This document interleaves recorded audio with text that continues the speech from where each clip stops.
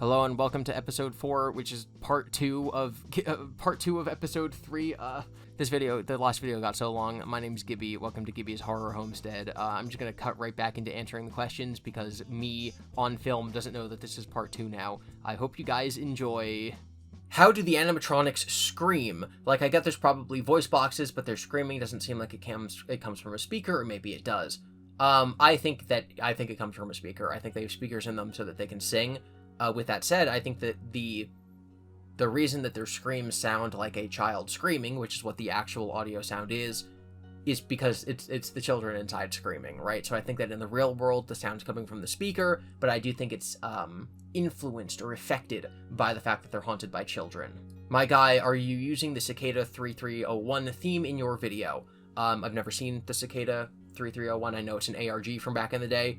I just use songs from either video game soundtracks or from the YouTube audio library, and if I am using the same one as Cicada whatever, complete coincidence. My go-to example of this is just that there are so many YouTube videos that use what I'm going to call the Summoning Salt theme song.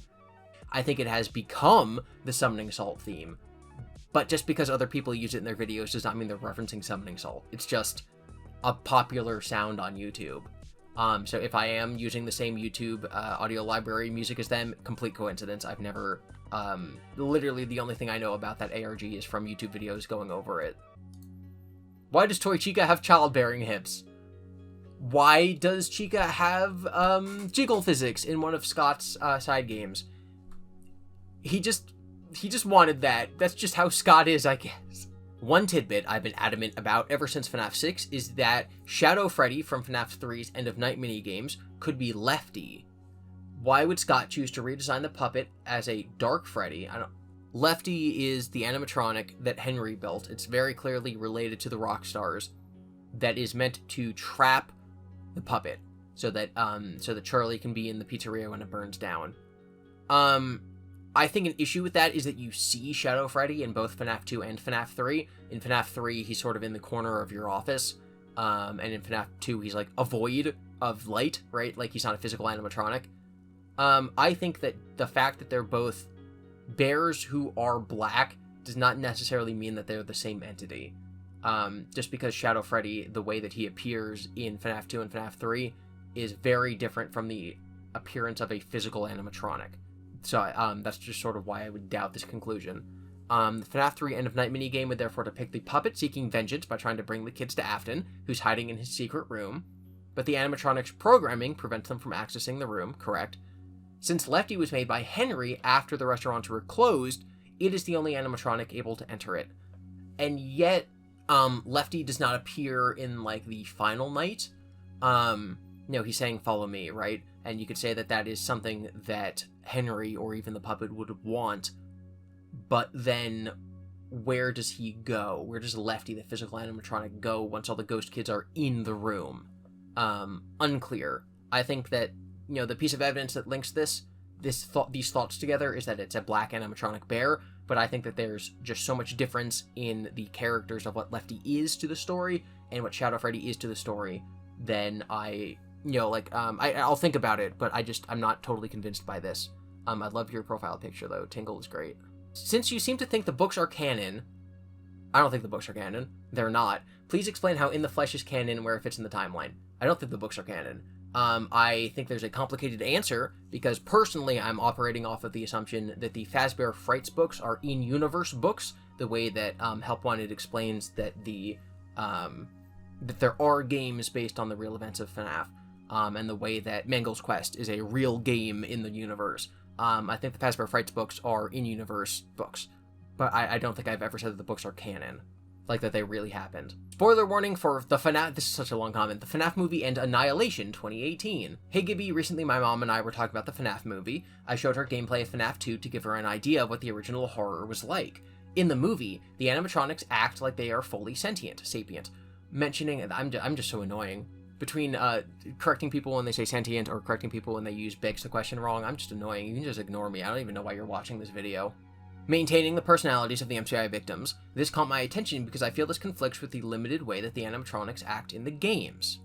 I will say that in the books, the way that the children have, like, control over their animatronics is very vague. Part of it is because their souls are splintered, I'll say, which is a result of Afton taking away the remnant and putting it into all the other animatronics. But like they have control insofar as their will. They're like, that it's fun over there, I want to go over there. Can control the animatronics, but it's not like they're piloting them like a mech suit. It doesn't. So like in the movie, when they get angry at William and they want to kill him, that's sort of just like the emotion of I don't like that guy taking over, as opposed to the animatronics being like possessed by a child, right? The scene where like they lower their eyebrows in anger. I don't think that the child is like lowering their eyebrow in anger. It doesn't make sense to me that the animatronics are capable of human level communication and reasoning. They aren't. It makes less sense that they fully understand the concept of revenge and can plan murders. Compared to the games, the only animatronics that likely have this level of consciousness are Golden Freddy the Puppet and Springtrap. I would also say probably Baby. The MCI animatronics seem to only display basic cognition, acting on survival instincts while limited by the programming of the endoskeletons. 100% agree. The only time they properly demonstrate free will is when the MCI ghosts manifest, scaring William into the Springlock suit. Also agree. Later that day, my mom and I watched Annihilation. There was a scene where a character described exactly what I believe to be how possession works in the FNAF games. Loving this. I want to see where this is going. It was so strange hearing Shepard's voice. This is probably Natalie Portman speaking. I've not seen this movie. It might be Oscar Isaacs, though. It was so strange hearing Shepard's voice in the mouth of that creature last night. I think she was dying. Part of her mind became part of the creature that was killing her. Imagine dying frightened and in pain, and having that as the only part of you which survives. I wouldn't like that at all. What scares me about the FNAF games isn't that the animatronics act human, but that they act incredibly inhuman, almost like wild animals. It's a primal fear, like if you were standing in front of a wild bear. I think the aggression of the animatronics is fueled by trauma and instinct, not the desire or choice to murder. That is, that's my belief of how the game works. Unclear if that's how it works in the book or the movie, just because they do seem to have slightly more control. The premise is that they would stuff you into a suit because they think you're a naked endoskeleton. In the second game, Mangle didn't bite William, she bit Jeremy. If the intention was revenge, why would she bite the wrong target? Even in Sister Location, when Michael is scooped, he didn't die. At the end of FNAF 6, Baby is motivated to help her dad, not by the inherent desire to kill. How much agency do the spirits have over the animatronics, and what causes certain animatronics to display more or less sentience than others? It makes sense that characters with less remnant would have less cognition, but what does that mean about the original MCI animatronics? So yeah, I do think that the less remnant you have, the less animated you are, and also the books definitely depict that as having sort of less cognition, because you're sort of like split, your brain split among all these different bodies, right? So you're like, again, you're split. So that would mean that the FNAF 1 animatronics have the most cognition? I do think that in the games they're very limited by their programming. And I think that this is great. I'd love to see a video about this. I think that the explanation in the books is pretty much the best way to look at it, where the animatronics are capable of reacting in accordance to the emotions of the children, but that they're not piloted like mech suits. I think that the scenes in the fourth closet really explain what's going on. Great comment, though. Great comment. Question 1. What does into madness refer to specifically? Is it a phrase that comes up in the games? It is a phrase that comes up in the games and the media surrounding the IP, but we've never been told exactly who going mad or what falling to madness is. So into madness is something that Foxy says in FNAF World. Be still your heart into the madness, or whatever it is. I've been told by other FNAF theorists, other YouTube videos, that Into Madness was sort of the project name of the next era of FNAF, and so Into Madness is just sort of like what the Steel Wool era was called internally, and so it doesn't really mean anything. Are the grounds that Fredbear's family diner built on haunted? Is it a Pet Sematary Poltergeist situation? And then, much like Pet Sematary, we are watching the horrific tale of someone trying to harness the supernatural phenomenon they stumbled upon at random. I don't necessarily think that Fredbear's Family Diner was built on haunted ground. I do think it became haunted afterwards. There's sort of no indication that land can be haunted like the way it is in Poltergeist, right? Like in Poltergeist, the house is built on an Indian burial ground, and so that's why it's haunted. I do think it's very likely that the building became haunted, which is why the paper plates move. But there's just no indication of this in the games themselves. Doesn't mean it's wrong. There's just no evidence to think this. Question 3. What are the chances that the logbook is just a children's activity book sold at Fazbear Frights? That's exactly what I believe. And or what are the chances that the in-game location and real-world book series share a name vary on purpose for similar reasons? That's my theory. That's 100% my theory. That the logbook was made for Fazbear Frights, and that Mike just kind of picked up one and scribbled in it, and that the Fazbear Frights books are in-universe books made by the same company that Fazbear's Fright, the horror location, was owned by. That's my theory. And that's not just my theory. That is a very common popular community theory. I just can't officially come to that conclusion until after I finish reading all the books and making my series about them. I don't think M.X.E.S, this is the computer system at the end of Ruin, that is the big scary rabbit hologram projection that ends up being a good guy meant to contain the mimic. It's called M.X.E.S. I don't think M.X.E.S stands for anything. The way M.X.E.S is pronounced sounds like M.X.E., which is a shorthand way of saying myxomatosis, whatever. Myxomatosis is a viral disease that only affects rabbits, but is harmless to humans, which is kind of like how M.X.E.S is. Probably a bit of a stretch, but that's my hypothesis anyway. I love that. I like that. I hearted this message, because that's exactly the kind of out-of-the-box thinking that the community needs on every single theory. My argument against that is that in other languages, it's not called M.X.E.S. I forget what it is, but I looked at a Reddit thread where they're talking about the Russian and the Spanish translations, both the Latin American Spanish and also the Spain Spanish, and they use different letters for the acronym. So I think it's very clear that it is supposed to be an acronym. Being scared of Chuck E. Cheese as a kid. I had a birthday party there once when I was a little kid, and the guy in the mascot suit got a little too close and I punched him in the nose. Did it make a Freddy boop sound when you clicked his nose?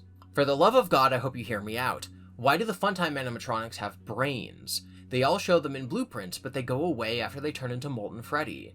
Also, Shadow Freddy is the agony of Henry at the time of death, and Shadow Bonnie is the agony of William as he is dying. I can go into more details if you want.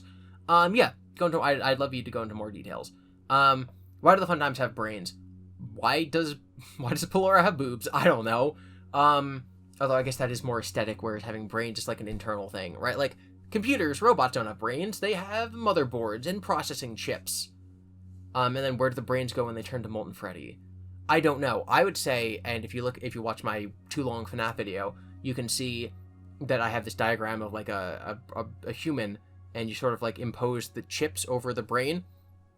It's very possible that it's easier to get Remnant to haunt an animatronic that is more humanoid. And so if you want the brain patterns of the actual human to successfully haunt the animatronic, then the animatronic has to have a human-like brain. Obviously, that's not entirely true, because the older animatronics do not have that, but in my interpretation, the Funtime animatronics were the only time William was specifically, intentionally trying to get something haunted. Charlie is what led the spirits to haunt the original animatronics. William is trying to get the Funtimes haunted. So he probably tried to make it easier for himself to do this ability, to do this thing, by having them have human-ish looking shaped brains. That would be my interpretation. Obviously, there's nothing directly in the games to back that up, and so there's probably lots of different interpretations. But yeah, go into more detail on your other theory. I'd love to hear that. Do you still stand on your possible theory that Midnight Motorist is about young William, since all the cars are driving on the left? That was such a mind-blowing revelation for me, I'm surprised it didn't get much attention. No, I never believed that. And in that very video, I said, like, this is not a theory I believe. This is me pointing out how no matter what theory you believe, you have to ignore certain evidence. No matter what your theory on Midnight Motorist / Later That Night is, if it's any of the common theories, which that's an MCI victim, it's Henry, it's William, it's whatever, you have to ignore that the cars are on the wrong side of the road. Which means you have to say that some things are just there for gameplay purposes. Which means you have to acknowledge that other things might just be there for gameplay purposes. So no, I never actually believed that. I was just making a point that you can't take everything as a lore hint. Some things are just there for gameplay purposes, which I already talked about earlier. In FNAF universe, shouldn't there be a ton of haunted armors and weapons, also tanks? Yeah, no, there totally should be. Maybe not like suits of armor that have nothing like holding them up. But But yeah, I don't know, dude. If you die in a tank, you know, maybe... No, because William does possess someone, right? William possesses an animatronic, so it's not like it's just children. Huh. Yeah, why would haunting be limited to animatronics when other sort of robots exist, right? Like, I don't know, a self-driving car is a robot, like 100%, you know, the same kind of, if not more sophisticated technology. So are there haunted Teslas out there? I love that. I really do. Obviously, that's just not something the story's going to cover, but based on how we understand the story, it should be. Maybe all the cars in Midnight Motorist are haunted self-driving cars. Huh. No, that's just great. That's just not something I ever thought of myself. Wow. Okay, final one I'm going to read, just because it's so long. I just want to posit an extension of video game theory. UCN is in-universe video game 2, is an in-universe video game 2. So just to quickly summarize video game theory, it is very clear that the arcade cabinets in FNAF 3 are haunted, that the Mangle's Quest physical arcade cabinet is haunted. It's also clear in the newer games that the Princess Quest arcade cabinets are haunted. So that raises the question of whether or not other video games are haunted. The games use these 8-bit minigames as the method for telling backstory, but given that we're supposed to be in an arcade that is based on Chuck E. Cheese, and then in real life, Chuck E. Cheese was founded by the same guy who worked at Atari, it really raises the question of whether or not the physical arcade cabinets that you see in the FNAF 3 location, and also the mini games that you play in FNAF 2 and FNAF 3, like Balloon Boy's Air Adventure, like, you know, Foxy Go Go Go, if those are physical arcade cabinets. And if they are, can those physical arcade cabinets be haunted the same way that the animatronics are haunted? Because I don't see why not. Physical arcade cabinets have metal in them, and if a video game cabinet became haunted, it's very likely that the game would, like, corrupt in a way, the same way that the animatronics are corrupted in a way. And so the theory is basically that Cassidy is inside all of these arcade cabinets, and that therefore she's able to communicate with the outside world by altering the game, and by games being written and programmed in a way to communicate with Cassidy. So as this person is now saying, Cassidy has spent 30 years playing games made by Henry, learning the truth, trying to fix what was wrong, and being angry. She has decided that William, and so everyone else burning, for where they go once they burn into one giant metal mass, they all go. Huh? She's decided that William, and also everyone else, should not be allowed to die and be brought to justice by whatever afterlife exists in FNAF, but to suffer by her hands. The only way she can think to do this is by trapping him within a game of her creation, where she can communicate to him the torture he put them through, using the experience she'd witnessed Mike have as a template for the prison, and the computer in the office as the hardware. I mean, I like this so far. I just don't think that it needs to be, like, the computer in FNAF 6 is the hardware that this is running on. I think like, there's other ways of doing it, right? Like, that's a little bit of a stretch to me, but I do like it's creative. However, the transfer of everybody to her new video game torture chamber wasn't perfect. Like Henry's game, the video game world is not actually self-contained. By its nature as a computer tainted by remnant, it's a prison with at least one hole. Right? Like, in normal computers, that would be the internet, right? In arcade cabinets, it could be any other, you know, switching and swapping of pieces and parts, which is also how the animatronics work. There's the game, then the flip, and then something below the flip. The game, flip is a reference to FNAF World, where the flip side is where all of the, like, animatronics, the spirit... It's so confusing. In FNAF World, it is confirmed there is another dimension where spirits exist that can both be affected by the real world and also affect the real world in turn. So if UCN is a video game, then there is a flip that can affect it and can also be affected by it.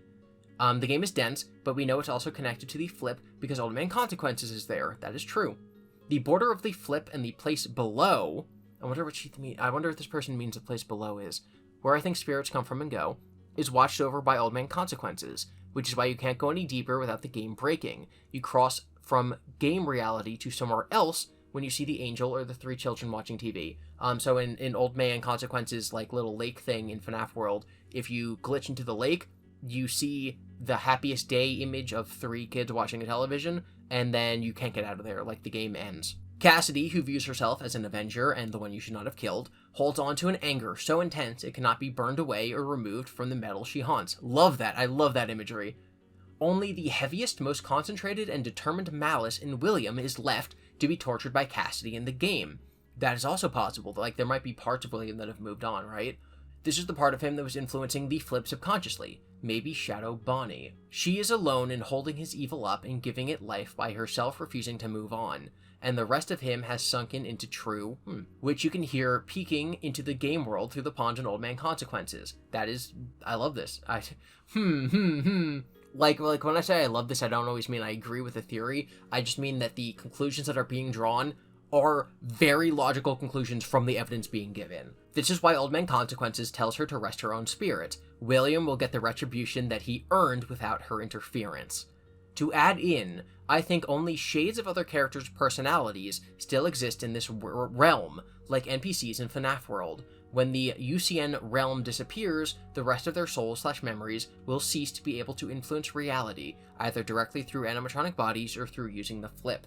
Right, so different pieces of the souls of the MCI children are being used in UCN, so once UCN ends, they get to actually move on. The NPCs with no personalities simply relay Cassidy's will to Afton, like Jacko Chica, because Jacko Chica's not canon. Okay, I like that, because Jacko Chica, Scott specifically said, was not canon. So, like, she's not possessed, and similar to the mediocre melodies, right? Like, if they're not possessed, then they might just be doing the will of Cassidy, right? Like, I love this. I love this so much. I will torture you forever. I will punish you. You shouldn't have killed me, etc. The others are trying to convince Cassidy to stop. They are the Puppet and Henry stand-ins. Or they are ambivalent, the Hippo Toy Freddy. Only William's malice and Cassidy's anger are left with enough remnant to interface with reality. This explains why Cassidy's name is left unreadable in Pizzeria Simulator's true ending, because she is the only child that has not found rest. Okay, so saying that in Pizzeria Simulator's ending, but UCN definitely takes place after Pizzeria Simulator.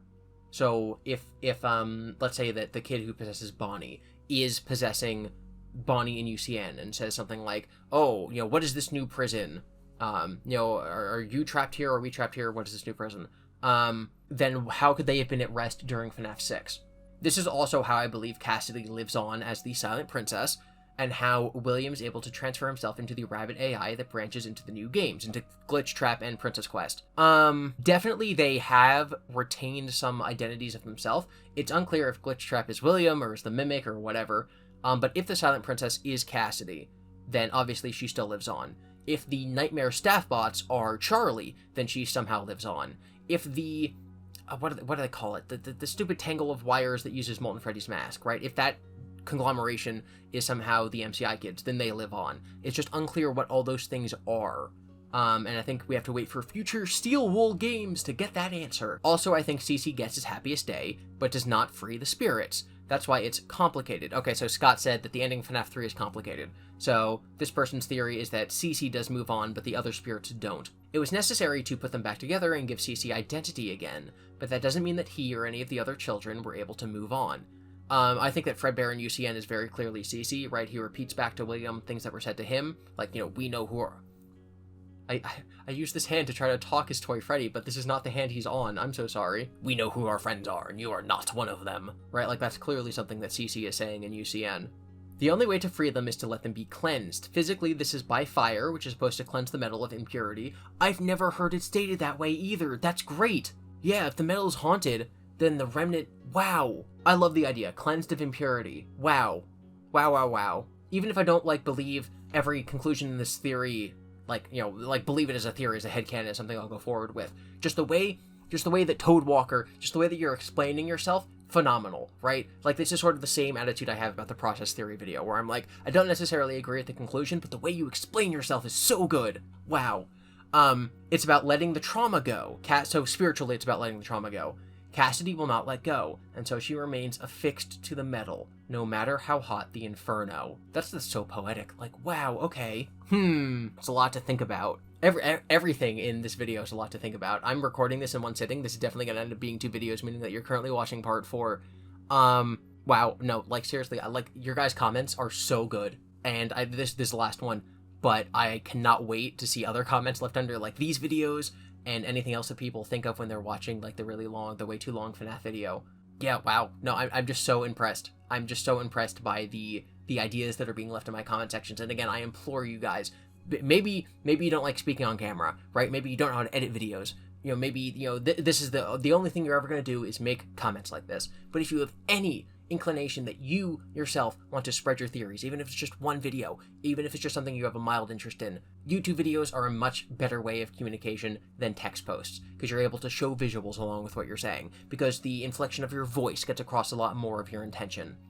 Because it's just easier to consume. People can listen to it in the background. A lot of people listen to this in the background, and so it's harder, they've said, for them to tell when I'm reading something versus when I'm talking for my own opinion. But yeah, no, I just love so many of these ideas and theories and concepts.